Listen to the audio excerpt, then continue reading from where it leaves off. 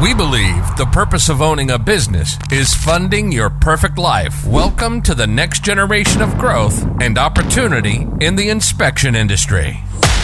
This is the Empire State of Mind. Empire State of Mind. Helping build companies with faster growth, higher profits, and more time freedom. Finally, a podcast for the home inspection industry and beyond. This is the Empire State of Mind. And this is your host, Matt Williams. Welcome to the Empire State of Mind. On today's podcast, we're hanging out with Kyle and Carl, and we're talking about how to get started from one inspector, scaling up to multiple inspectors, and what this looks like. I'm so glad that you're here today on the show. Guys, welcome to the show. I'm so glad that you guys were able to make it in. Yeah, thanks for having us. Thanks for having us, man. Absolutely. We're super excited, man. This is fun. So. Dream come true. I've listened to so many, and now I'm actually on it. What? Yes. And so, and we're in Tampa, Florida right now, at an IEB event, and so we were hanging out talking at the event. We thought, man, this is a great topic. We should talk about this. And so, anyhow, Carl, let's start with you, man. Where are you from? Where do you live? Yeah, so we're probably one of the smaller markets in the IEB community amongst people. Manhattan, Kansas, very small rural town. We've got about 100,000 people in our market. And I've been doing inspections. The end of this year will be the close of year number 3. Okay.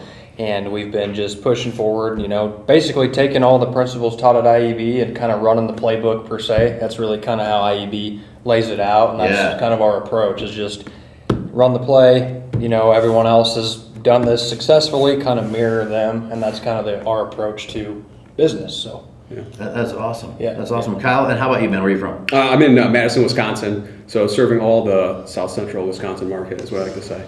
Okay. But yeah, just me. I'm finished up my second year. I got my first inspector up, and excited to talk about it and share what we've learned here. That's pretty cool, man. So how big of a market is the Madison market? Yeah, so roughly the area I serve would be about 1 million. So Madison itself is smaller, but the larger area I try to serve is about 1 million people.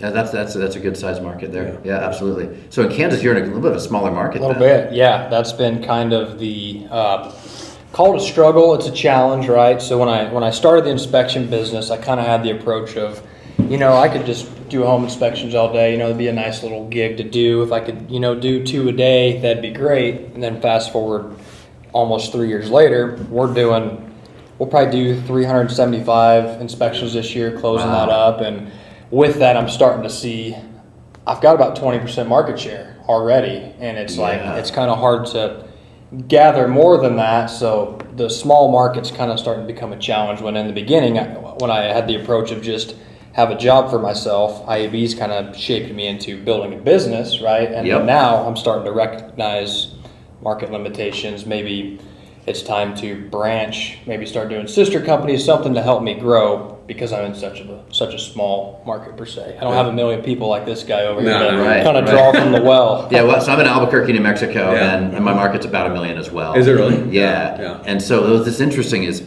I'm not sure about your geography, but I know, so in Albuquerque, there's this city, and then the next place you want to go, you have to drive through the desert for 6 hours. Oh, wow. So you go to maybe go to Phoenix. That's almost an 8-hour drive. To get to Phoenix. Or if you want to go north, you're up in Colorado. Maybe Colorado Springs is the next major city that you could expand into. And then there's Santa Fe, but it's too small it's a real small market there. And then same thing with So anyhow, we're such an island where we're at that it's geographically it's challenging to try to expand. But so where you're at.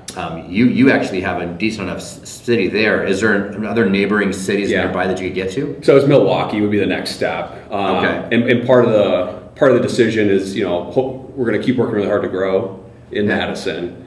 And then once we hit kind of the goal that we have, which is 4 inspectors, it's really a decision point of are we happy here, or do you want to keep growing? And that's something.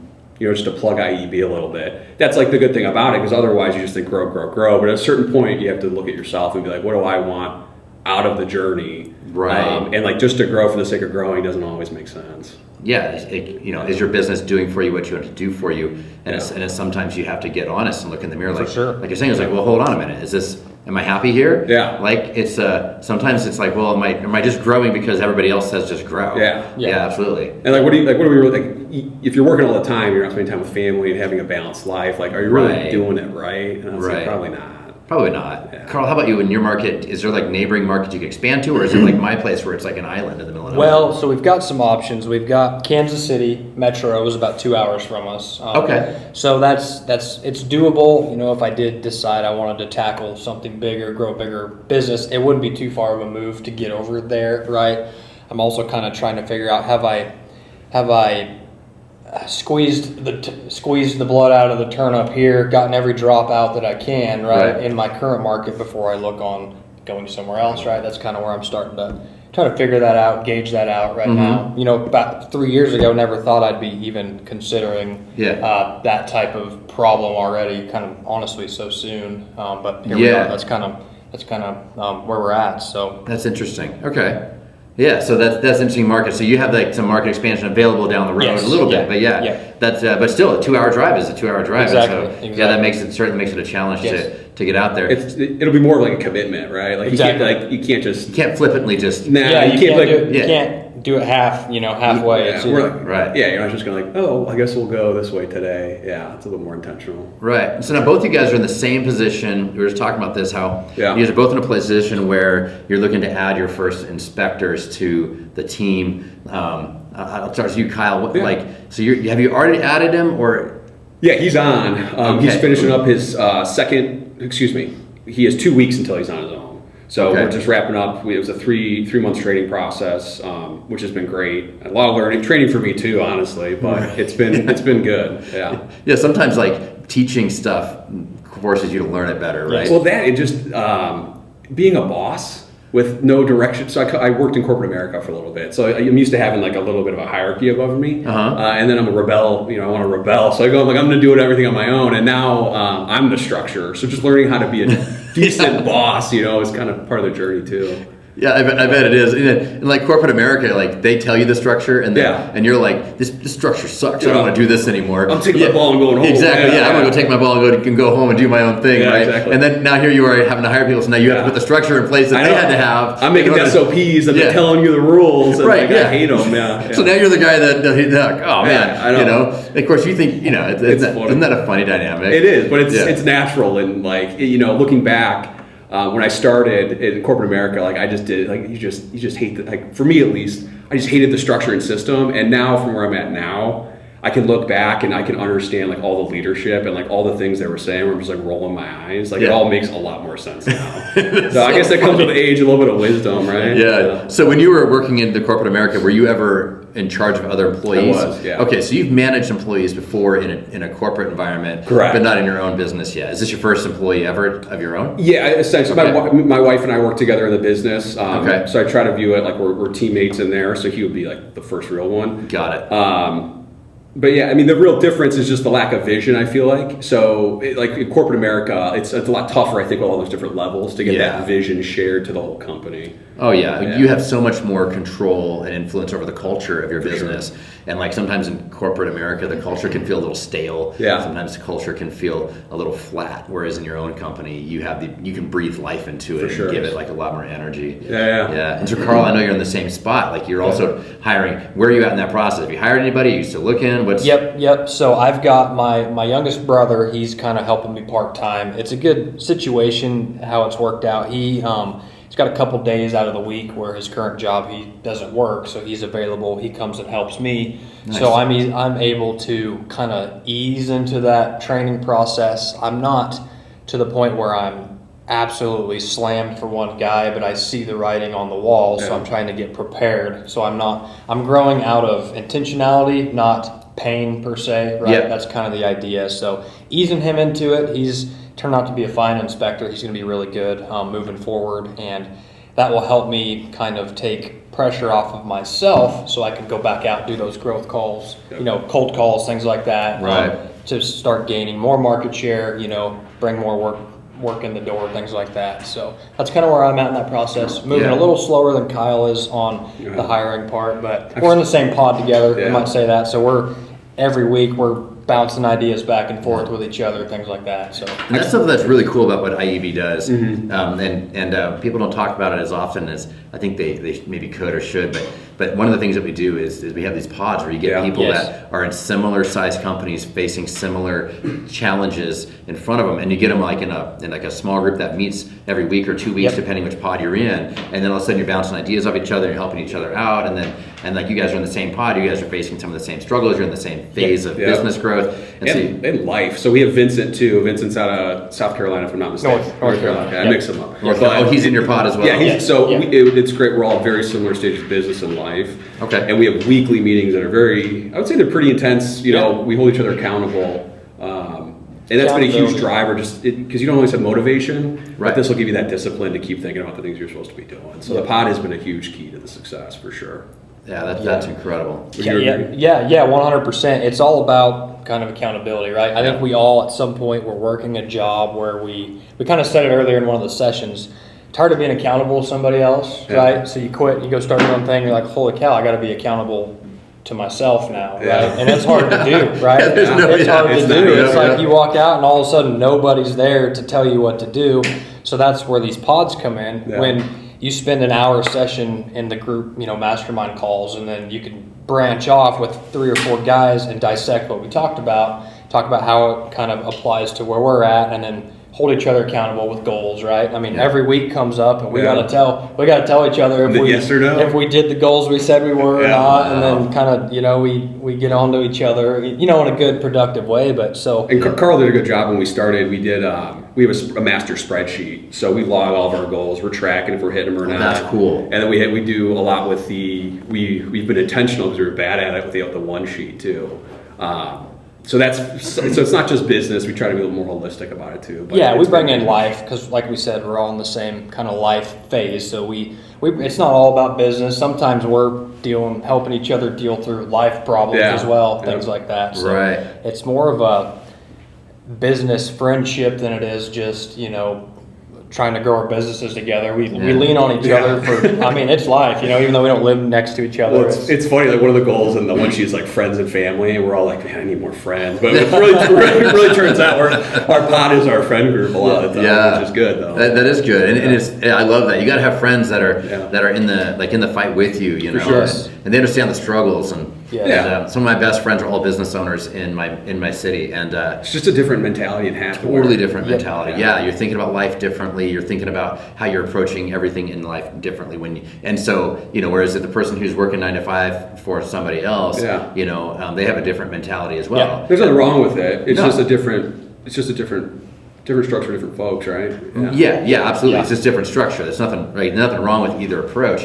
But being able to be around that, and so I have a couple of business owner friends now that I hang out with on a regular basis, and we help each other out, and now we do business together. Oh, that's awesome. Which is kind of fun too, because my friends and I live in the same market, and so like we all we do business, we send business back and forth, we have these ideas that come up, and we'll try out these different things together, and it's fun to have like-minded people 100% in the same group. Vibing, as the kids say. I really believe. That's right. I believe that saying where you're the average of the 5 people you hang out with. Sure. That 100% believe that, and it's 100% true, right? If you're surround yourself with, like we've been talking about, like-minded people moving in the same direction, willing to take risks, willing to struggle, right? And struggle with you. That's where you find, I think, personal and business growth is found kind of in that type of mindset.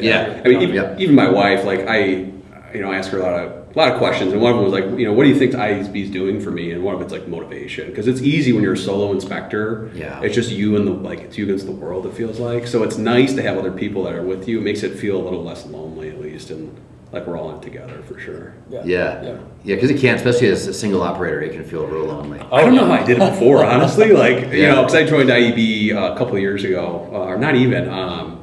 And before that, I don't even know what I was doing. I don't know. I was just kind of going through the motions, I guess. Yeah. I hear you on that. Yeah, I was solo when I was doing the solo thing by myself too. It was the same way. It was just get up and work, and and I was like, man, I felt like on an island. And then when I found IUB, I was like, oh, I found my tribe. I found my people. 100%. Here we are. Yeah, and it's like, to find that connection, which is good. And then when you're facing these struggles, like, or challenges, or you're looking at new opportunities, and like you guys are, hiring first people right now, and it's like, I'm just curious how, like, for you guys, I'll start with you, Carl. So so when you were looking to potentially hire, what are some of the deciding factors for you to go, like, is this the next step I want to take?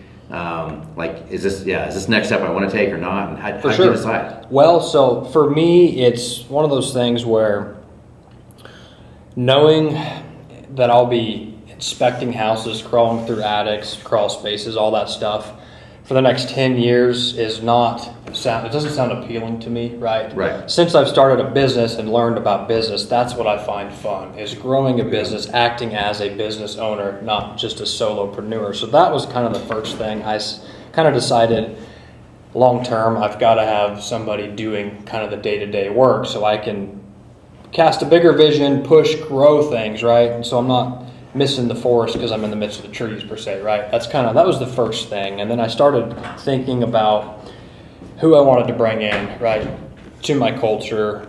Even though I'm a one-man guy, right, IEB really talks a lot about culture, and it actually starts to make you think about it. So I take the mindset of, I can teach anybody to inspect a house. Yeah. Can I get along with them every day doing so, right? That's kind of the thing. Find people that are fun, right? If you don't enjoy coming to work, you don't enjoy the people you work with, then you're gonna hate it at the end of the day. So finding people that I can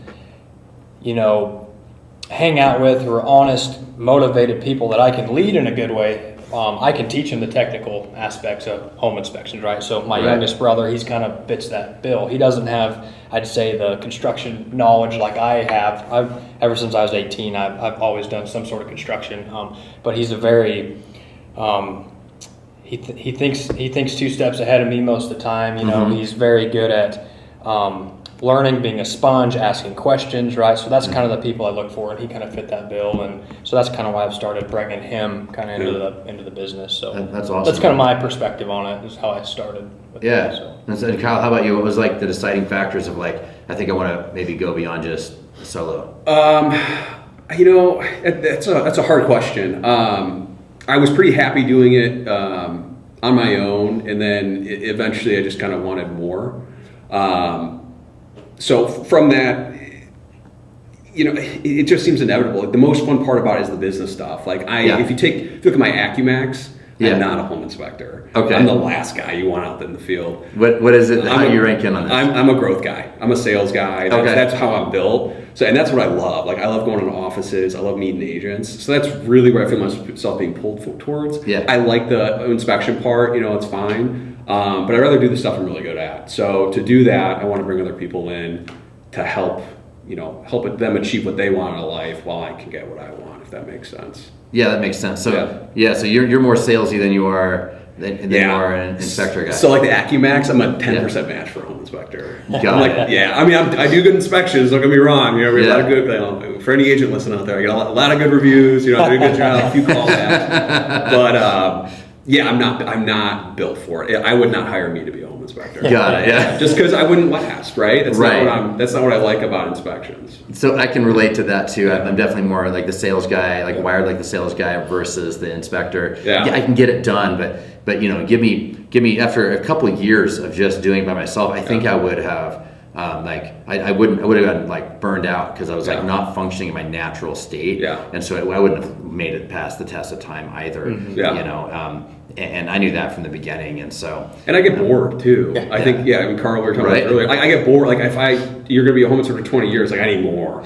So part of the fun of growing is like these are new challenges I've never had before, and it's just I have to learn and grow, and like you're helping somebody else learn and grow. It's been really I've been doing it for 3 months, so talk to me in 6 months. But so far it's been really fun and just a good experience. Yeah.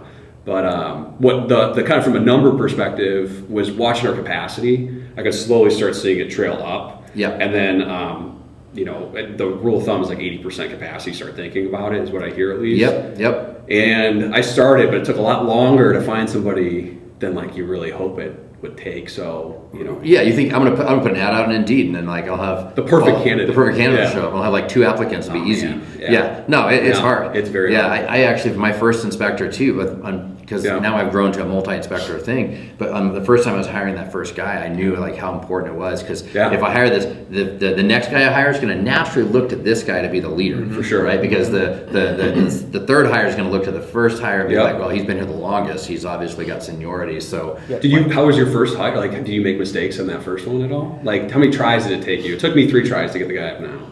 Okay, see, that's a great question. Yeah, so I've owned several businesses that have had employees over time. So I've made a lot of mistakes in hiring over the years. I made a lot of mistakes in hiring over the years. But so for this one, I was like, I knew how critical it was. And so I took the time to sit down and go, okay, like what does this person need to have? Who do they need to be? What's the culture of the company?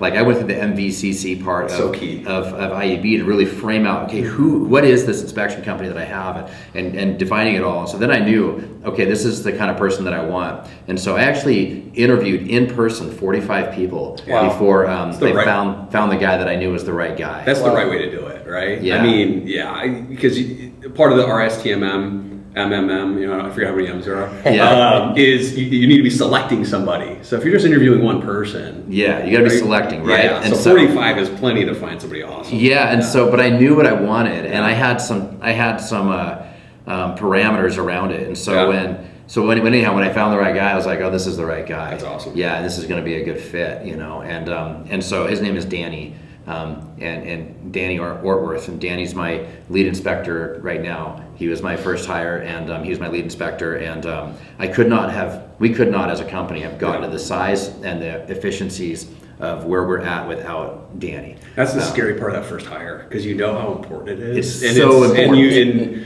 And you don't know really what you're looking for, you know what I mean? Right. It's like going on your first date, you know? You're like, what am I supposed to do with my hands? Right? Yeah. Absolutely. Yeah. What do you do with this? What are you doing here? How's this work? Oh, yeah. Absolutely. Yeah. So it was good. I feel very blessed to have found Danny, and that's awesome. What's funny is just talk about Danny for a minute, right? So he actually was a missionary overseas, and so this is what has been interesting. So he was a Christian missionary over in Cambodia. Okay. And so and what he did, he was working there and with a missionary organization, but then he eventually was overseeing all of these other like people that were part of that missions group out there, and then they started sending short-term missionaries from the U.S. that would come over and spend a month there. So at a time or however long. So he was actually managing that process. So then people would come in and he would manage helping them. So he's very organizational. He could delegate. He understood how to manage all that. But being in foreign countries, he understood that the human side of how do you be like all things to all people? How do you flex yourself to understand, like, if somebody's really chatty, then I need to be chatty with them. If they're not chatty, do not be chatty. How do you read the room and then adjust yourself quickly to go, oh, this person needs extra technical details, or this person needs less technical details, right? Like you have an engineer that's going to buy a house and he wants to dive into the deep details of how a furnace works or a water heater works. Well, you better be ready. You know, you got to bring the heat with that guy. But if you start doing that with the guy who's like, does it work or not? Then that guy's like, oh my God, just stop talking. I want to leave. And that's it's not a sticking point, but it's just something that comes with like reps. I feel like is being able to read the person and be able to like constantly be gauging their level of interest while you're trying to perform. You know, it's like your debrief or however you do it. It's funny you mentioned because that's something we're talking about now in training is like how do you read the person? You got to be able to read the room. Kind of going back to like what do you look for in a hire? That's kind of those. To me, that's the more important things. Is like this, call them soft skills or whatever. You know, being able to read people, communicate, things like that. You can teach anybody to inspect a house, right? Come on, that's so true. It's very true. It's very true. Yeah, but teaching somebody to interact with an agent, right? Speak deficiencies to people that aren't going to just freak them out, right? Being able to do that, read the room per se, is way more important, I think, in looking to hire somebody than whether they've been a carpenter for 20 years and they know the ins and outs of framing. It's like, okay, that's cool, but if they don't like you, then they're probably not going to refer you again, type of thing. So absolutely. That's kind of what we look for, I think, in hiring. I think, it's like those old grumpy inspectors, right? Like they know a ton, and like I love to text them when I have a question, but like they're not always busy, and a lot of time it is those soft skills, and they do matter. Yeah, they really matter. Yeah. So it's funny. So my first hire was that missionary, right? And it went so well. My second hire was another missionary. That's awesome. I was like, I like this. Yeah. Another guy I hired was someone who's a relative of a realtor. Okay. And I was like, I don't know. But I took him out on interviews and ended up hiring that guy too. Yeah. And then my fourth hire was another missionary. Yeah. They don't know how they found him, but these guys, like, they show up and it's like, man, they care about people. Yeah. Like, they have compassion, they have empathy, but they also understand, like, we need to get to a certain place. Yeah. And we get, this is a wild mix of it. And so then, the fourth guy I hired, the fifth guy I hired, his whole family was also, they weren't missionaries per se, but they were like in Christian ministry. Yeah. So it's like, it was just unbelievable. Like these people that, I'm a faith-based guy, but that isn't a criteria for me, on hiring. But like, I just found every time any guy that had like a missionary or like they just have this heart or this thing inside of them that's like, they're there to serve other people. Yep. And I want to serve other people. That motivator that is in there, regardless of what faith you're in. Most faiths have that. I'm here to serve others. Yeah. You don't have to have a faith of any sort to have that, but that I'm here to serve other people attitude, like, that goes so far. Yep. Yeah, it just makes a big difference. 100%. Especially in this high, like, home inspection is high stress sometimes. Especially for they don't know what they're looking at. Like a lot of the buyers, especially, God love them, but the younger generation, right? Like, they don't know how to turn a wrench. So a lot of times you really have to cookie cutter it. So having that service to be able to really help them make the right decision. Yeah, that's so true. It's so true. It's funny, like, I can tell you, like, a house that was like a one owner that was built in the like mid-70s. Yeah. Like, like that generation was like DIY everything. Yeah, oh, for sure. Yeah. Code book? What code book? Yeah. It works, doesn't You see like Romex just stapled to the drywall in the garage, and you're just like, what the heck, And they just somehow like jerry-rigged everything together to kind of make the house work, and you're like, there's so many things wrong with this house, but they at least tried. Yeah. It's true. And then like now the younger generation, they just won't even try. They're just like, I'm probably going to kill myself or hurt myself. Yeah. So I was like, I'll just hire a professional, right? And I try to empower them, be like, YouTube University is a thing, I even say it's the same joke. It's a cookie cutter joke. It's like, I used to joke they're going to teach brain surgery on YouTube. Well, actually, they already do. And like, that's about as much laugh as I usually get. And like, so you can learn all this stuff online if you want. Right. It's part of the joy of home ownership too, is learning, right? Yeah, we call it the joy of home ownership. Yeah. That's good. I think it's interesting. Yeah, hiring the people and getting the first people, and that first guy you hire is pretty important. So because everybody's after that's going to automatically think, oh, well, they've been here longer, so seniority wise, they're going to look to them. For sure. Yeah, and so finding someone, for me, like with Danny, it was like he understood culture, he understood what it takes to hold it, to maintain it, to build it. He had the ability to correct people and bring them into alignment. Like everything about this guy, I was like, this is perfect. Yeah. And he'd been a missionary, and so he wasn't making much money. You don't make much money doing that kind of work, right? You're kind of living on some donations and stuff. So he came back to the States, and he had started another like career field that wasn't going to pay much. It was like anyhow. So to bring him in as an inspector was like, I could he's making 3 times what he's ever made, awesome. Because home inspectors can make some good money if you're good, but you do it, right? For sure. And so these guys are all making, he makes some solid 6-figure money working for me, and like, so now he's making a great living, providing for his family very well. Yeah. In alignment with what he wants to be doing, serving people. Absolutely, serving people and helping people, and now we're building this team, and this team is up, growing really well. So I had to work myself out of the field, transition myself out of the field, and now I've been out of the field for now a couple of years. Well, our next step in the business is actually getting Danny out of the field. That's awesome. And so, which is kind of an interesting step of like, to going from like me solo doing it all myself to slowly building, right? And so you guys are at that stage where you're like all by yourself, you're like, okay, what's the next step? Now it's got to hire this first guy. And hiring that first guy is super critical, but like both of you guys are thinking about it the right way. And then both of us are bringing our wives in to some degree too. See, that's cool too. I love that. We can touch on that if you want. I think, Carl, how's it looking for you with like bringing your wife into the business? For sure, yeah. So it kind of started with the idea of just, when you're one-man shop, you're doing, 300-400 inspections a year. You're just running 100 miles an hour. You get home, plug to Spectora. I'll just make a Spectora plug.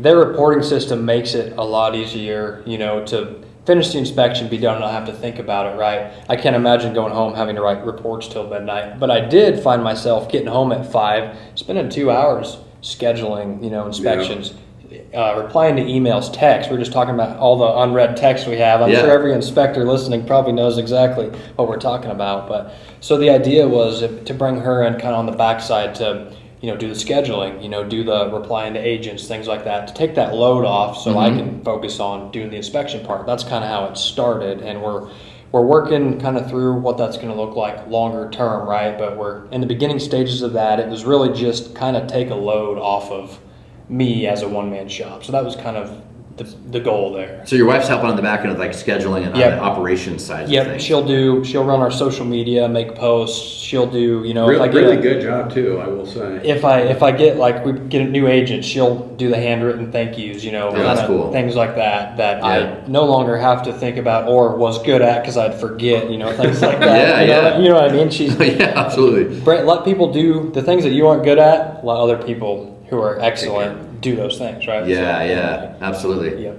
Yeah, so she's helping you on operations. Yes, Kyle, exactly. how about you? How's your wife involved now? Yeah, same thing. So we just had a baby. Congrats. First child? First one. Her daughter name's Hera. She's adorable. I'd show you a picture, but we're doing a podcast. So with that, she's coming in from operations. She's a physical therapist, and we wanted our daughter to have mom around. So she decided to not go back to work and started doing the operations side. So phones, emails, scheduling, all that kind of stuff. Yeah, that's really cool. Yeah, it's been awesome. I'm very grateful. Yeah. Because there's daycare and stuff you can do, but I don't know if you guys looked at daycare recently. We interviewed a handful of people, and we were just like, I don't know if this is for us. I'd rather have my wife looking after our daughter. Yeah, and I think if that's I think that's important. I know I made that decision.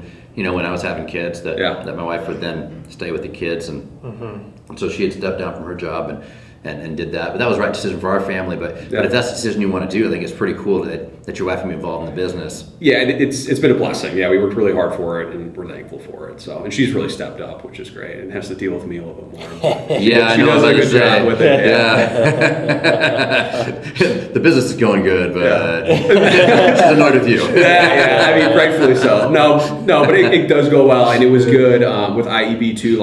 We had that conversation. What does your role look like? And where do we fit together? And then she doesn't work for me. We work together. It was something we wanted to establish very early too. That's a really good way to do it too. Is get your roles established. Yeah. How's this going to work? You guys, who's the boss? Who owns it? Who doesn't?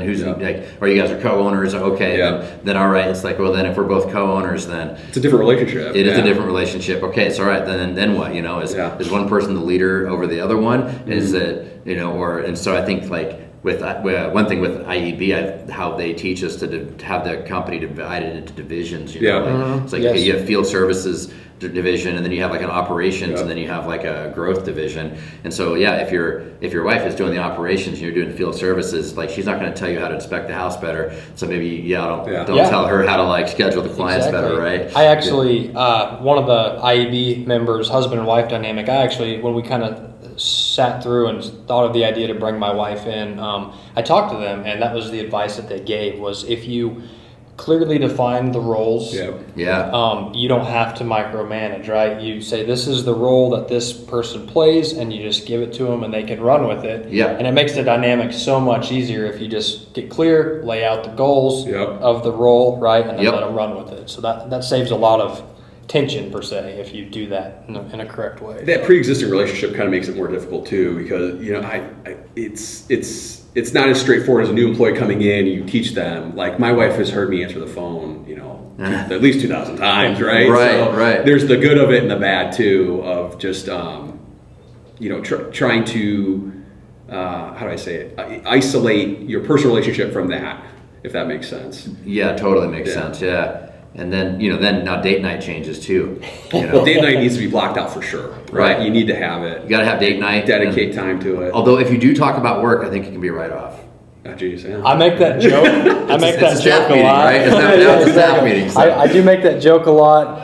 We don't always do it per se, call it a write-off, but that joke's always made anytime. I don't feel nearly as creative because I say the same joke too. We're all equally lame. Is that what you're saying? Exactly. Yeah, all right, yeah. For sure.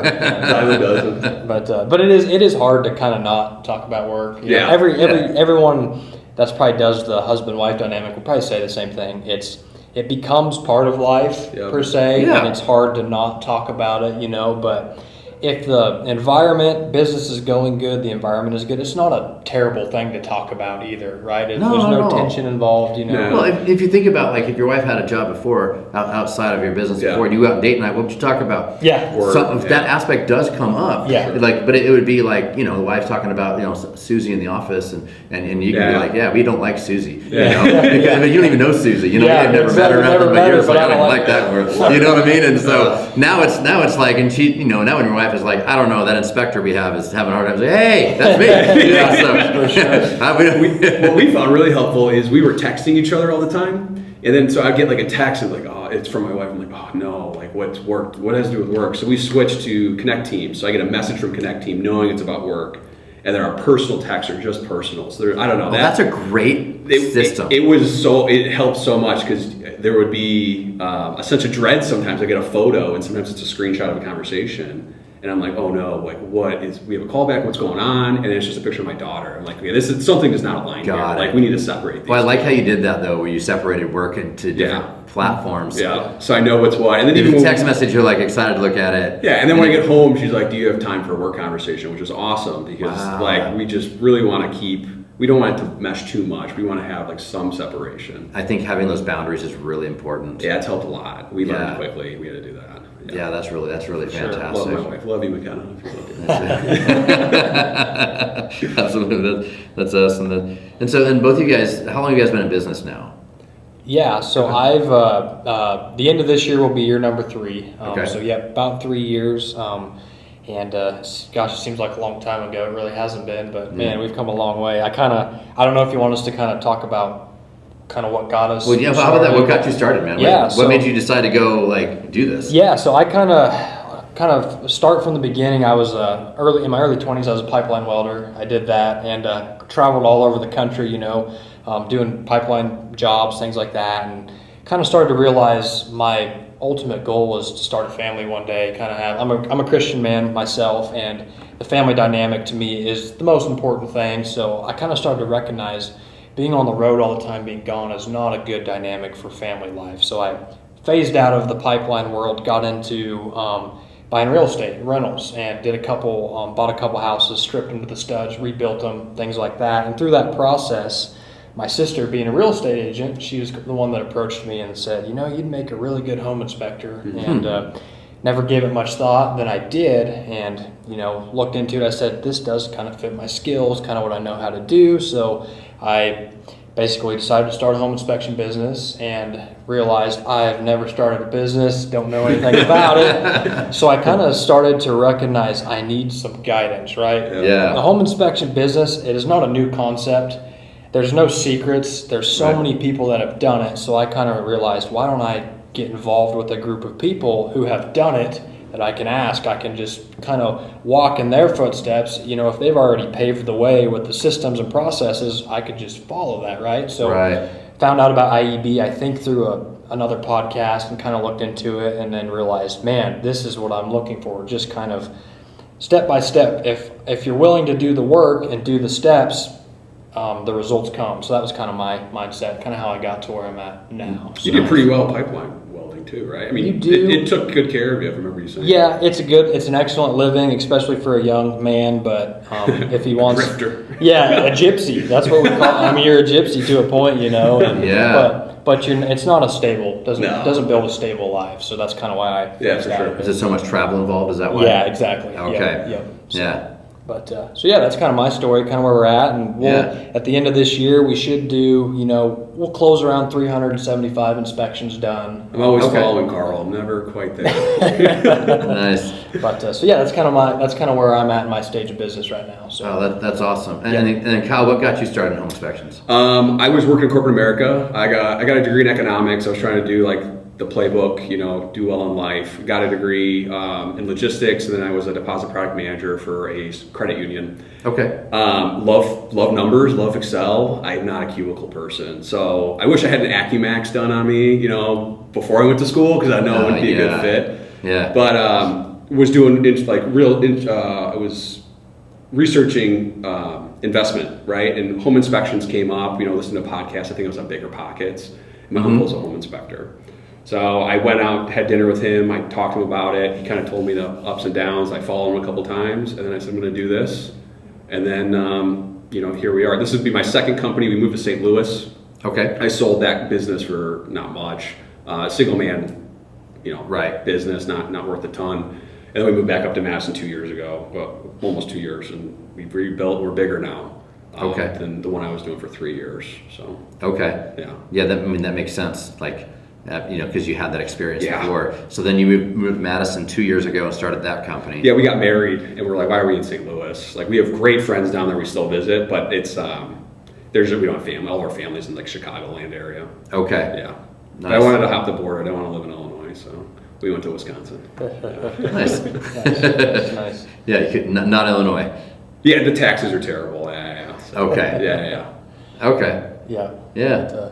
And I don't know if you want I can kind of tell. I know there's probably people listening to this podcast like me who is looking kind of a one-man solo guy, just looking for insight and kind of what do I do to get this thing rolling down the court. I don't know if maybe we can touch on that. That's great. That's a great subject. Yeah. So one thing that I did, IEB teaches it. It's I think every inspector listening hates the idea of cold calling people, right? Yeah. And I think every human on earth. it's not hates that idea. Except for Carl. The idea of cold calling is terrible. He jokes about that. When I started my business, I said two things: as long as I don't have to do an office presentation or call random people, I'll be fine, right? Right? So here we are 3 years later. I've probably cold called 250 realtors and done a handful of office presentations, but that's really kind of what got me started. And IEB taught basically a fundamental system of you do these processes through cold calling with these goals in mind, you'll get traction in the market. So that's what I did. I got a list of realtors, under the table for my sister, right? She'll get in trouble if I say that, but no. We'll take care of that in post. That's right. And edit that out. Yeah, edit that out, right? Yeah. No, you're good. Anyway, and I just started going through that. I hit the phones, I made a goal every Wednesday after our IEB meeting and our pod meeting, I'd spend an hour and I'd call 20 or 30 realtors, book maybe 5 or 6 coffee meetings. And that was just kind of my routine from the beginning. And then did that for a couple months, and then I kind of started realizing like, hey, I'm actually starting to get busy, and started phasing out of the cold calling. I'm out of that phase, thankfully, right? But that's really what got me off the ground going. So if anyone's out there kind of thinking or trying to decide, wondering how you're going to get off the ground, if you're willing to do the hard things, the things that you don't want to do, you'll kind of find out it's for a short period of time. If you just do it well, do it consistently for a short period of time, you'll realize you can walk through that phase fairly quickly. And then start worrying, instead of worrying about how am I going to do inspections, it's how am I going to do all of these inspections that are now coming in. Your problems change. Right? So, they just change. Yeah, exactly. But that's kind of how I got it. I remember you were I remember we started the pod when you were just in that phase, and like every week you're like, I called 20 agents this week. I called this many agents. Wow. So you really put the legwork in and grew really fast. And I think it had a lot to do with that. Yeah, and just having not having to do that shooting from the hip, like I said, in IEBs, what they teach on their 5x5s, it's really just, I've heard you mention kind of the playbook thing, right? Mm-hmm. IEB, I think you were the first guy that said that, but I kind of thought like, wow, that's exactly what they do. It's just, here's the proven game plan. Where there's 250 businesses in here that have done the game plan and gotten these, and they've gotten the results. It's like you think you're smarter than 250 different companies that are crushing it right now? Exactly. So no, you're not. I'm just going to do what's taught, right, and start doing the steps, running the plays, and next thing you know, you score a touchdown. And I mean, that's literally how it works. So that was kind of my mindset, and started approaching it. And that's how I approached it. I was, my company was already going. I already had a couple of inspectors when I learned about IEB. But I had my own set of struggles in that moment. And I was like, I can't get past this moment. And so with IEB, they said, I hung out with some people, looked at what they're doing, and they were like, well, if you do this, this, and this, and this, and I thought, well, shoot, what I'm doing ain't working. What I'm doing, I'm stuck here. And so then it's like, here's guys that they're winning. It's like, well, I want to win like them. So I'm going to run plays like they're running. Yeah. I just like copy and paste. Exactly. I'm just not going to pretend that I'm smarter than these guys. Like I do, and I'm not. You know, it's the collective knowledge of the group. It is. It's a mastermind. It's the group. It's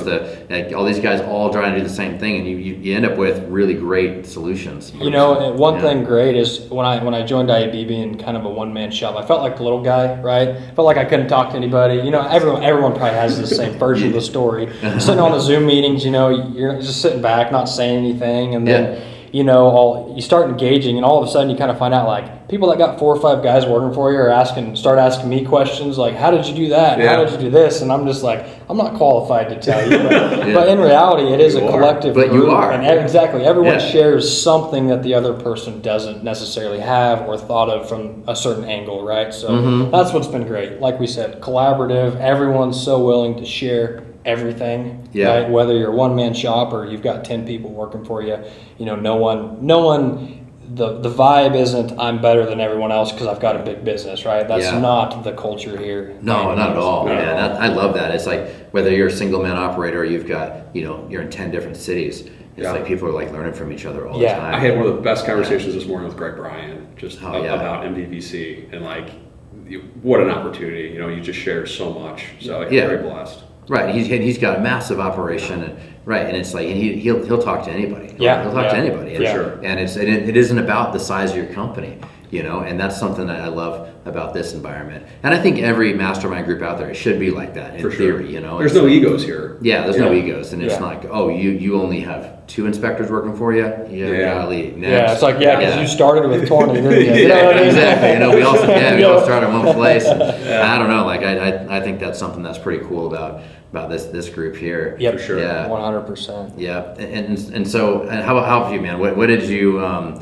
How did you get started? Like, what's your, like? So Carl's over here doing like he's doing the 5x5s and he's doing the calls and stuff. What was your strategy to kind of get business jumping? Yeah, so I threw everything I could at the wall and saw it stick. So open houses. I call them Thrive kits, right? Okay. It's not a survival kit; it's a Thrive kit, right? You're trying to kill it. So we like doing those. A lot of it too was doing presentation. It's all the basic stuff. And I feel like, you know, you ask most home inspectors, what should I be doing to grow the business? Most will have a general idea, but a lot of people just don't follow through on it. That's it. So like doing the phone calls, going to the open houses, you know, doing all the legwork, writing the thank yous. It's the details like that really matter. Yep. So I don't really have a secret formula. I just am consistent. Yeah, and that's really, consistency is pretty key. Yeah. Like, I mean, I hated doing phone calls. So like, I tried doing that. You know, my guys laughed at me when I was doing it too, you know, because I was already up and running, at you. You know, and so I'm not trying to do the cold call thing, and so, but for me, whatever reason, I had a hard time clicking with it. It happens. But the open house thing, like I did that when I was first starting up. Like I went to as many open houses as I could find. You know, I just introduced myself, and I wasn't even sophisticated enough to bring a Thrive kit or Survive kit. I just walked in the door like, I do home inspections, you know it, like right, you know, so I just felt like an idiot walking in there, like. Not sure what I was doing. But you know? What's crazy is like I've gone to hundreds of those. Yeah. And do you know how many times I've ever seen anything from anybody else?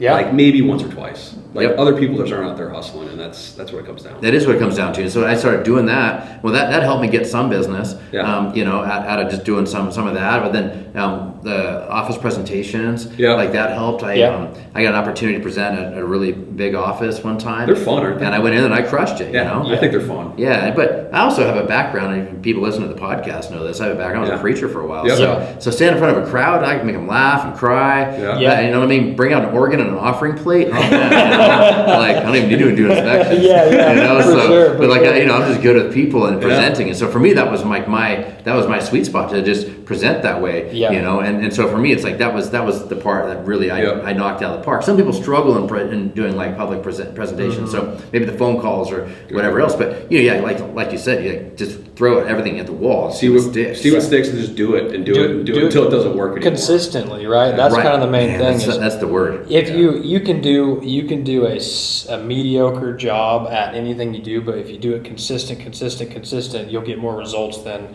waiting to do something because you want to perfect it, right? You know, a couple things that Mark Hummel's told me, you know, he quoted this to me, is successful people do consistently what other people do occasionally. Yes. You know what I mean? Yep. And it's like, And a lot of things he told me too was just go out there and fail fast. Yeah. You know, like go out there and fail 2 or 3 times before, and then you'll figure out what's going to work, right? Don't just sit back and wait till your phone call system's perfect or your office presentation has all the right, you know, things in the PowerPoint. It's like, just go do it, right? Yep. Get that human interaction with people. That's what they really remember. Yeah. They're not going to remember what you talked about in the PowerPoint or whatever you're doing. They're going to remember you who showed up as a person, might have made them laugh, just looked like a professional, right? And then, you know, at the end said, hey, and by the way, I do home inspections, right? And they're going to remember that versus all the swag and the things that you worried about. They don't even care, right? I think you hit, you know, fail fast too. Like you're gonna fail and like get used to it, and like you just need to learn and go to the next one. And accept you are gonna fail. How many times has Elon Musk blown up one of his rockets before, you know what I mean, before he landed one? You know what I mean? Just think it's something to think about. You have to. It's part of the process. Yeah, it is part of the process. Perfectionism is not.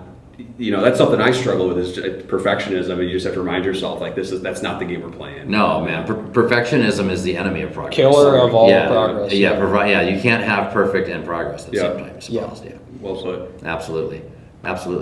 Man, this has been kind of cool. You know, I know you said you're having your first child. Is that right? No, we actually we had her 6 months ago. Carl actually has got our first one on the way. Your first one's coming. Okay, and your second, right? Yeah. So you guys are in the same stage of life of like young children. And you're in the same stage of life in the business of like trying to have the business, and your wives are also kind of joining you at the same time. It's unbelievable how you guys' lives all parallel, kind of like that. Yes, exactly. But it's been very helpful because we deal with the same struggles, you know, per se, but we've got different perspectives on how to solve that problem, right? Yeah. So that's what's great about it. Same thing with Vincent, the other guy in our pod. He's kind of same stage, trying to grow it, you know, hiring his first people, and I can't stress enough just joining a small, like church, right? Joining a small group to get plugged into a church is kind of the same thing with a pod. You know, it's easy to sit in the back seat of the IEB conference here at Mastermind or on the Zoom calls and just listen, but when you get engaged with a few people, you can get down to the meat and potatoes of what you're learning, what you're trying to do, accountability, things like that. That's where the growth happens, right? So it's like what you put in, you get out, right? Yeah, you can come in an hour call and just log out and be done, but I mean, I remember you guys hold me accountable. There's days where I show up to the pod meeting and I don't feel like doing nothing, you know what I mean? Yeah. But they're amped up and energized, and they're like, you know, hold me to the fire on accountability, and sometimes they need that, you know what I mean? We're not always going to be running even if it's just like set a goal for this week, like you need to pick something. Doesn't matter what it is, but you have to do something. And, you know, we find that helpful. And then just the little tips and tricks, like Vincent's like print out your goal. Like, it sounds so stupid. Print out your goals and hang them next to the computer just for the week. And then it's always just in front of you, you know. Yeah. You know, like Mark says he has 1 sheet in the shower, I think he said, right? Mark Hummel. Yeah. So it's like, just if it's in front of you, you're going to do it. So just like little tips and tricks like that help a lot too. Yeah. I actually use I've been using dry erase markers on my bathroom mirror. Oh, yeah. That. So nice. Like my wife. Yeah, go ahead. Yeah. So like right now, I have one thing that I've been like working on. One of them says happiness is an inside job. You know, that's on my mirror right now because that's something I've been focusing on. Is in the past I have struggled with happiness because it was like elusive to me because I was like thinking that if that could be right or this could be right, something else external was like my happiness was conditional upon external circumstances, and it's like no, happiness is an inside job, you know.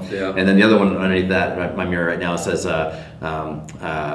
optimism is my superpower because I'm an optimistic person all the time. You have to be an entrepreneur. You have to be, right? And so like I write stuff on I have other things written up there too, but I have stuff written on I take dry erase and put it on the mirror, and so then I can wipe it off and write something else if I want to. That's awesome. But yeah, so like you say, you got to put it somewhere you're going to see it. If it's your 1 sheet or your goal or whatever else it's going to be. So I have things written up there that I'm like reminding myself of, and it's not like a to-do list. It's like big like visionary type stuff. Well, it's funny you say like happiness is inside. Like, how did you phrase it? Happiness is an inside job. So with that, it's like I hit my goals for this year, right? And like you would think last year, if I said, hey, if you hit your goals end of the year, how happy would you be? I'd be like, yeah, I'll be ecstatic every day. Right. And like ultimately, I'm a little bit happier, right? Life has gotten better, but like I'm already thinking, right? What's next? You know, what's the next goal? So it's true. Like it's happiness is the way, right? I always like that kind of saying. There is no way to happiness. Happiness is the way. Yeah, absolutely. And it's kind of like your attitude's a choice.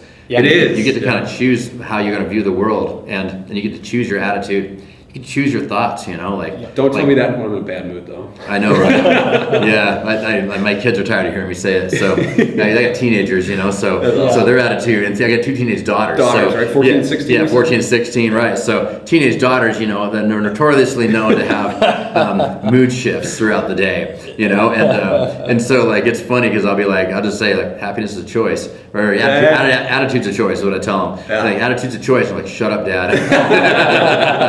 And then the other one I would say is, the elevator one. If you've heard me talk, life is like an elevator. Your friends are like an elevator. They're going to take you up or they're going to take you down, but they're not going to leave you the same. Yeah. And so, and then I also tell them too, like if they're, if you're going up or if you're going down, it's like, well, who's pushing the buttons on your elevator, And so I like that. Yeah, and so I use it all the time with my kids, and so I hope my words like haunt them forever on that. I mean, that's like a good training though. Like if you ever have really good training, and then in the moment you can hear your instructor's voice. I don't know if you guys ever experienced that. Yep.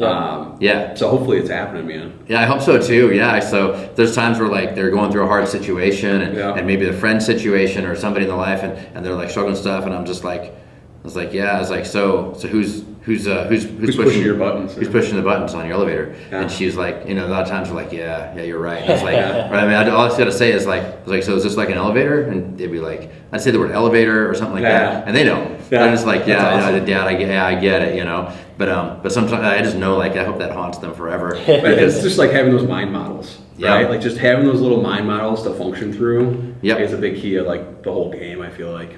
Yeah. So it's, I don't know, all those things are good. Yeah, it's good. I love being a dad though. I love like raising kids. Yeah. It's a lot of fun. I didn't expect I can't even put it into words. That's how much it's impacted me. The whole new world. I didn't realize how you're going to be so excited when I hear people say that all the time. And you can't explain it. I just don't have a concept of it yet. There is no words, right? Yeah. I'm about to cry just talking about it. It's just a whole new world, and you guys are very blessed and very happy for both of you. Yeah, and there's this. But when the baby comes out, like the first, like it was the same way. I was like conceptually, like I know there's a kid coming. Yeah. And I'm like looking at my wife's belly growing. I'm like, oh, there's something in there, and so like I conceptually I know what's happening, like scientifically and medically, and like I'm going to have a baby, and and all the other stuff. But then the day that my firstborn came out, like she was born, and like I remember in the hospital, and it was like a door of my heart. I of a room I did not know existed. Like it just like a door opened up, and it was like, what is this? Yes. Like it was a section inside of me that. I don't know, it's like a hidden door opens up, and there's a whole other piece of your heart that opens up, and there's not enough words to describe it. Like there's not, and so you have a kid, and you're like, holy cow! It just changed me fundamentally as a human, and I didn't expect that. When I remember a couple months ago, my daughter's on the ground, she's playing. I'm looking at my wife sitting next to her, and I say, "That's our baby." Like, and it's just even that, I don't know, it seems so rudimentary, but even it's just, there's a love in you that 100% gets unlocked. Yeah, you had no idea. No idea. Right. No and so then, like, I don't know about y'all, but like, one of the things that I've now learned in life is like, listen, I am the best father that I could possibly be. Like, I'm giving 100% of myself to my kids, right? But guess what? I'm not perfect. Yeah. So like, right, I know I'm doing the best that I can, and I still trip and fall. It actually dynamically changed my relationship with my parents because I looked at things from my past in a whole different light. Yeah. Because now it's like, oh, my parents were literally doing the best that they could. Like, did they maybe not? They weren't perfect. Yeah, of course not. They're humans, And so that's like, as you're now raising your own kid, I'm raising my own kids. I'm like, oh yeah, shoot, like I'm doing the best I can, and I've screwed up some stuff, and it's not because I don't love them or care about them. It's just because. Guess what? You're human. Yeah, I mean, guess what? Surprise, I'm human, right? How do you find that balance between? So where's the line? Like, how do you find that line? Because the line exists between work and family. So like, how do you decide where that lies? Like at some point you have to make a decision, right? Like either you go for an easy example, you either go do the home inspection or you go have dinner. Right. So like, where's that? How did you get around that? At the home life balance? Yeah, I guess that's what I'm looking at. Yeah. So what's your model for that? Wow. So So here's where it gets real. All right. Here's where it gets real. Can we go there? We're gonna get real. Cool. Here's where it gets real. I've been a workaholic almost my entire life. I feel that. And I was married for 21 years, almost 22 years. But my marriage failed. and we're no longer married. And there were multiple factors that led into that thing. But I can tell you one consistent factor that I brought to the table that I needed to change and didn't change was exactly what you're talking about. Is I was a workaholic and I did not find that balance. And by the time I found that balance, I had already done enough damage in my marriage that actually the marriage failed. And so I can look back at it now and see, and there was 100 factors involved leading up to that place. But so I didn't find that balance, and I struggled with that. On the other side of it now, what advice would you have for people at the beginning of their family journey? Yeah. Well, and what's funny is, so I'll give you this advice, right? Like my motivations for what I did were all correct. Like I loved everything, and I thought if I are doing these things, I'm providing for my family. And I think every man, this is maybe predominantly more of a male role than a female, but with the male role, like we want to provide and we want to protect our families. That's something that's intrinsic in most men, and especially in a traditional family style environment. So I thought I am providing for my family, and I'm doing the things that I should be doing. And my motivation internally was the right motivation. Yeah. But what was actually happening in hindsight, I see, like I was motivated by the right things, but taking the wrong actions. But there's a disconnect. And I wasn't right. I wasn't investing into that relationship. So there's a couple things that I saw that I see now, and one of them is making sure that your spouse is a priority in your life, and for the female side, the traditional side, and this would be the case in my marriage as well. When we had kids, for me, I prioritized work to provide for the family. My ex-wife, she actually prioritized the kids over everything else, and so although on paper we would have said our spouses are up in this level of priority, our actions, our spouses were way down here. Got it. Because for her there was other things that were coming in line, and I felt I was lower on the priority list. Well, I did the same thing.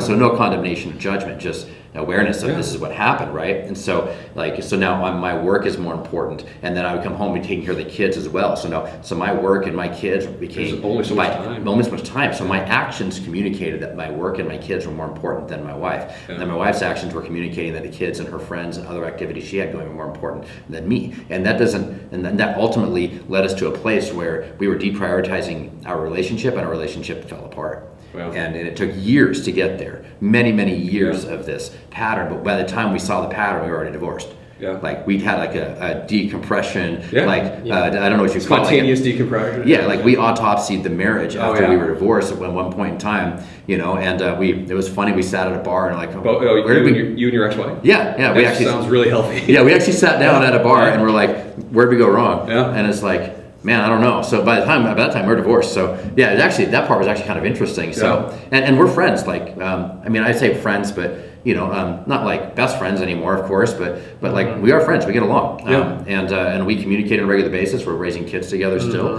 We don't hate each other. In a way, we do love each other in the sense of like we want the best for each other. So it's nothing toxic there. But we were able to sit down afterwards and go, where did we go wrong? And it's funny. I feel like after we were divorced, we were able to actually see it clearer and hear each other in a more authentic place, and we were able to see what went wrong. So I've actually changed my entire life around. I learned from all that mistake, and I'm like, I'm not going to get my work-life balance out of whack again like that. I'll never do that again. It's something easy to do. It's so easy to do, especially when you have little kids, then you have a business, then you have all these other things going. It's really easy to get your life out of whack. Yeah. So just, I don't know, just as a guy a couple steps in front of you, like pay attention to your spouse, invest in that relationship. Your relationship with your spouse is more important than your business. Mm-hmm. It just is, and I wish I had a better clarity back then. I didn't, so it fell apart. Guess what? It's okay. We're here now. Yeah, we're here now. You gave that Mind Monsters talk. Mm-hmm. I don't know if you remember. I came up to you after, and I was like, "Thank you," because I was like, I didn't think I was sacrificing enough, and you're telling me I'm already sacrificing too much, and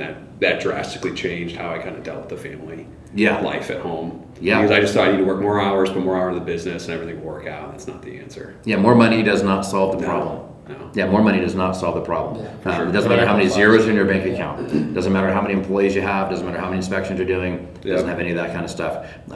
That just doesn't. You think it will. As a man, it does. Well, if I just provide more, then everything will work out. Everything works out, right? Then I have more security in my home life, and it's like, I can buy whatever I want to buy, but it's like, well, shoot, I kind of messed up the one thing should have been paying attention to, and so it's so anyhow, like, I don't know, like, so you ask about how to get the balance. Well, I screwed that balance up, so I can tell you what not to do. Yeah, I gave some good insight on the other side though, and I appreciate it. Yeah, absolutely. So pay attention to your spouse and make sure you guys are on the same page with that kind of stuff. For sure. Yeah, absolutely. Yeah. That's good stuff right there. Yep, We got deep. That's right. We got deep. Oh man, this is awkward. 3 dudes and their feelings. I'm feeling things. I'm gonna need a beer. Yeah. How about that game? Yeah. I don't know how much time we got left, but if you want to kind of shift or something, we can talk about another subject or something. I don't know. Oh, it doesn't matter. I mean, we're good. There, but yeah. I'm up for chatting about Let's talk about something else, man. It's funny, like, we're all part of IEB. We're here at an IEB event, and we've kind of been touching how, like, IEB systems and what they provide, that structure that brings to us. It really helps us to be able to build our companies in a way. And they actually talk a lot about. There's a lot of spouses that work together here, and I think that's one thing that they also provide is a lot of structure and, like, guidance and advice on how to, like, work together in a marriage, work together in that relationship while you're building a company, and then also, like, the copy and paste nature of what they do here as far as, like, building everything out. Structuring your company with, systems and processes, like the different categories of, you have a service department, you have like field services, and then you have like an operations, and you have growth, and then even the MVVC, like in that home, which is mission, vision, values, and culture, right? Yeah, like when you start, you're like, why am I doing this? At least that's what I thought. Right. And now I wish I spent so much more time on it, and it's something you have to revisit. But it's good. It's healthy. It is healthy, and the MVVC, mission, vision, values, culture, that really starts to come into play when you have multiple inspectors. Yeah. And so now, so we have our MVVC written out, and in our hiring process, we use it in our hiring process. We use it every week. We have a weekly meeting, and I used to run that meeting, but now Danny runs that meeting for me. Awesome. And but that meeting I would run, and every week we'd pick out one of them. Like we have a mission statement, and it would be up on the dry erase board, and I would wipe out different words on it, and we would all say it together. Nice. Like, this is our mission. Yeah. And so we would get to the blank, and then, like, they would all know it. And so we would just blank out different words, and every week we just read through the mission statement. I just blank it out differently every time. And so it's so helpful though to know, like, because then you know who to bring in.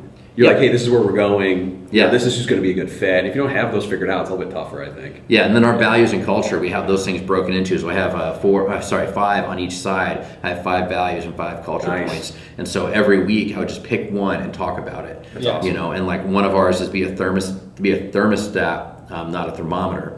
So a thermometer reads the temperature in the room. The thermostat knows the temperature and changes it. Nice. And so we don't just, because it's easy to be like, well, that sucked. Yeah. And be like, oh, that was terrible. Whereas that's what a thermometer does. A thermostat goes in and is like, oh, this isn't right, but I'm going to change it. Yeah. And so we control the atmosphere and the temperature. And so it's like, how do we be a thermostat in every environment? I like that. How are we a thermostat when at the inspection? How are we a thermostat with the realtor, with the buyer, with the seller, with whoever else? And so, like, we'll pick a value or a culture piece, and then, like, one of them is work-life balance. And it's like, all right, how do we work on making sure our work-life balance is correct? And so we talk about that, and then being able to embody that too. When we're clear about what it is, you can embody it, and then you can be part of it. I noticed one of my guys was coming back late, and from the inspections, on a regular basis, right? I get it. Every once in a while, you have something and you're out a little bit later, but it was like pretty consistent. I would see him come back to the office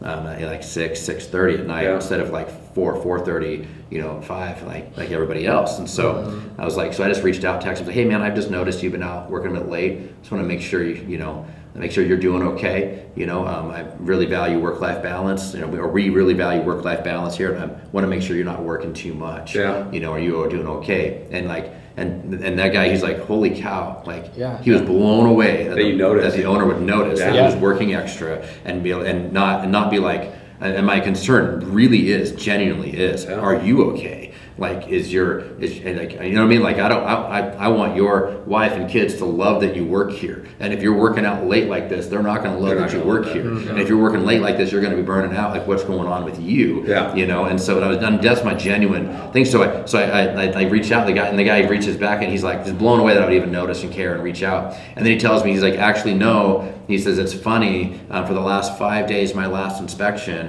has been right next to my house, or near my house. And he's like, so rather than fighting traffic, I actually would stop by there, hang out, eat dinner, do all these things, and then I would come drop the van off. And I was like, oh wow. I was like, he was like, yeah. He's like, you know, he's like, I hope that's okay. I was like, yeah, absolutely, man. I just want to make sure that you're okay.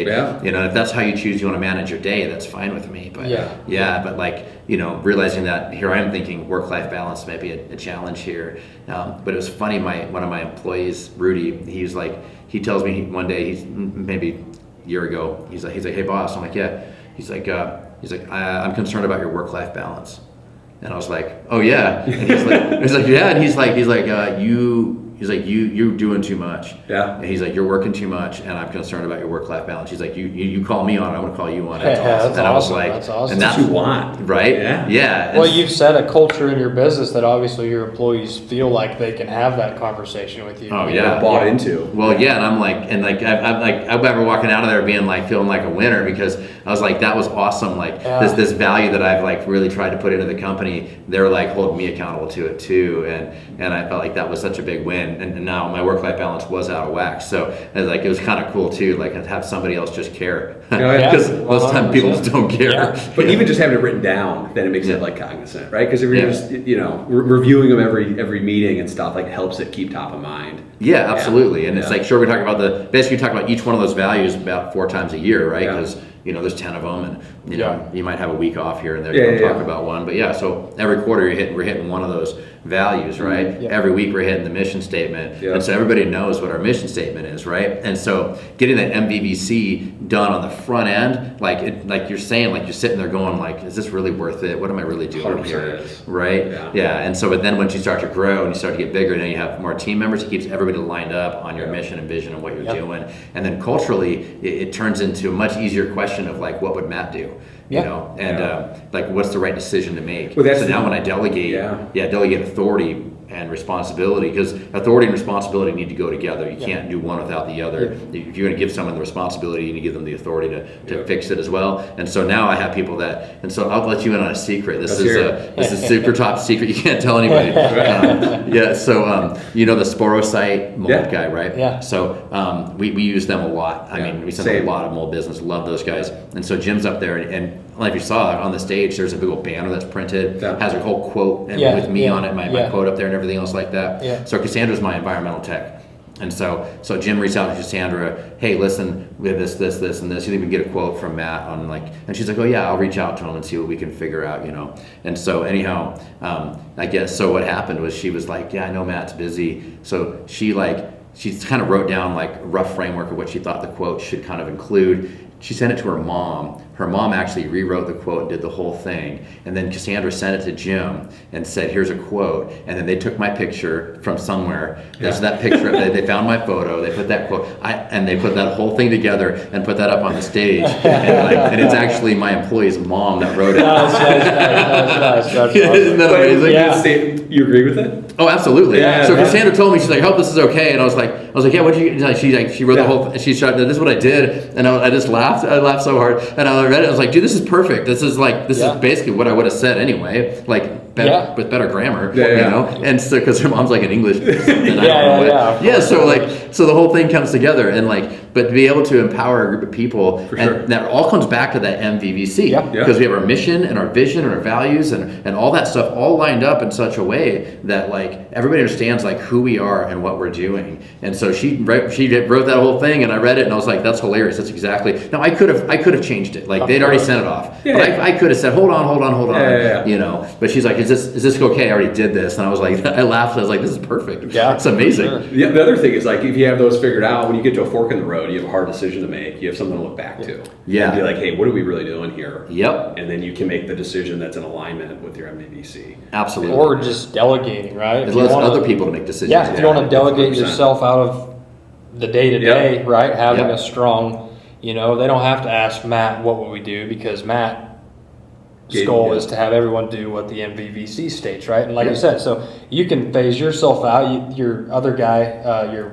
first man inspector, Danny, you can phase him out of that because everyone else could just bounce off of the vision, statement. And don't have to ask you guys questions. It's less phone calls. It's less, talking back and forth when you just have that set document. Everything we do moving forward is based on these guardrails, So. Yep. Yeah. So it creates more alignment within the group and within the inspectors. Yep. Yeah. Anyhow, this has been a really great conversation. Yeah, We've been all over the place. We've been we've been funny. deep. Yeah. Absolutely. We got serious. We got all this stuff in here. Man, it's been really great. So I'll just start with you, Carl. Carl, if someone's get a hold of you, like they have questions, maybe they're in your area, or maybe they're like, something you said really resonated. What would some way that they can get a hold of you? Yeah, I just want to say anyone's always welcome. I'm the guy that loves to pay it forward because I've been helped along the way. So don't hesitate to reach out. I'll just throw my phone number out there. Okay. 785-405-0130. You can reach me, shoot me a text, give me a call. You can hit me up on my email, carl@safeguardinspections.net. And I'll just throw out my Instagram if you want to check us out. Would be safeguardinspections_MHK. Stands for Manhattan, Kansas for short. And you can hit me up on Instagram. Those are probably the three best ways to find me. So happy to answer any questions that anybody might have. That's awesome, man. Kyle, how about you, man? Yeah, the best way, phone number is 608-609-0369. You can follow us on Instagram at Homestart Inspections, and then our website is homestart.pro, and then my email is kyle@homestart.pro. Shoot me a text, though. It'll be the easiest way to get a hold of me. Yeah, that's awesome, guys, man. Well, thank you so much for being on the show. Matt, this has been a appreciate fantastic episode. Yeah, it was awesome, man. Yeah, Thanks for having me on the show. Yeah, absolutely. Thanks. Cool, guys. We'll see you later. Thanks. You've been listening to Empire State of Mind for the home inspection industry and beyond. Our passion is to elevate the home inspection industry with mindset, strategy, and tools. We hope you've enjoyed the show. Make sure to like, rate, and review. For more, follow on Instagram at IEB Coaching. And don't forget to hit the website at www.iebcoaching.com. Learn about IEB at no cost and have all your questions answered on our open call once a month on the third week of the month. We hope to see you there, and we'll see you next time on the Empire State of Mind.